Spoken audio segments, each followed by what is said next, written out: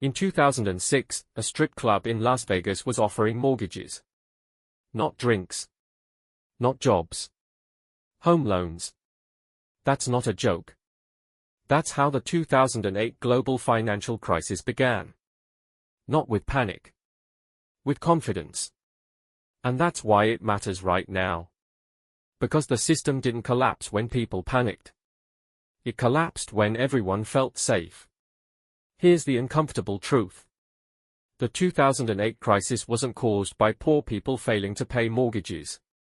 It was caused by smart institutions believing risk had been erased. Let's rewind. For decades, buying a home was simple. You saved money. You proved income. A bank lent you money and waited 30 years to get it back. Boring. Slow. Safe. Then something changed. Banks realized they didn't have to wait 30 years anymore. Instead of holding your mortgage, they could sell it. To other banks. To investors. To pension funds on the other side of the planet. So the bank didn't care as much if you could repay. They'd already passed the risk to someone else. That was the first crack. Next came the innovation. Mortgages were bundled together, thousands of them, good ones, risky ones, some barely legal. These bundles were turned into financial products with friendly names: mortgage-backed securities, collateralized debt obligations. Translation: your home loan was chopped up, mixed with others, and sold as a slice of Wall Street. Still sounds manageable, until you ask the obvious question: how do you know which mortgages are safe? You don't. So the system outsourced trust. Enter the rating agencies. They were supposed to judge risk. Instead, they were paid by the banks selling the products. That was the first crack. Next came the innovation. Mortgages were bundled together, thousands of them, good ones, risky ones, some barely legal. These bundles were turned into financial products with friendly names: mortgage-backed securities, collateralized debt obligations. Still sounds manageable, until you ask the obvious question: how do you know which mortgages are safe? You don't. So the system outsourced trust. Enter the rating agencies. They were supposed to judge risk. Instead,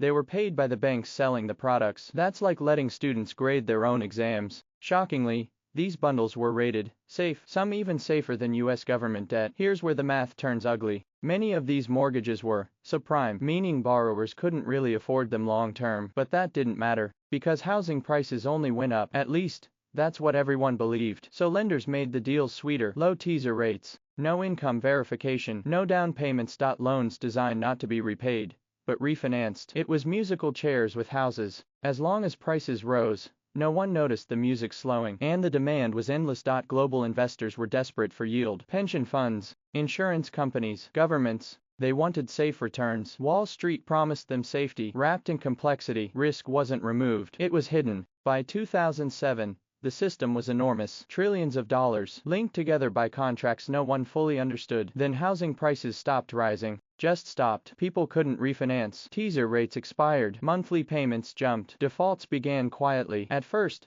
Wall Street shrugged. Then the losses spread. Because these mortgages weren't sitting in one place, they were everywhere. Banks didn't know who held what, or how bad the damage was. Trust evaporated. If you don't know whether the bank across from you is solvent, you stop lending, even overnight. That's when the financial system froze. That complexity equals sophistication. In 2008, complexity hid fragility, and confidence replaced caution. Zoom out for a moment. This wasn't about greed alone, it was about incentives. If you get paid for volume, you push volume. If you can sell risk, you sell risk. If models say it's safe, you stop asking questions, and the system rewarded that behavior. The crisis wasn't a surprise. It was the result of rules working exactly as designed. Which raises the final question: if the collapse began with trusted institutions believing risk was gone, what risks do we believe are gone today? Let's add another layer. Because the collapse didn't end in 2008, it just changed shape. After the crash, everyone asked the same question: how did no one see this coming? That's the wrong question. Plenty of people saw it. They were ignored, because the system wasn't built to listen to warnings. Risk managers raised concerns. Analysts questioned the models. A few investors even bet against the entire housing market. But warnings don't matter when profits are rolling in. When everyone around you is making money, caution looks stupid. Skepticism feels unprofessional. And saying,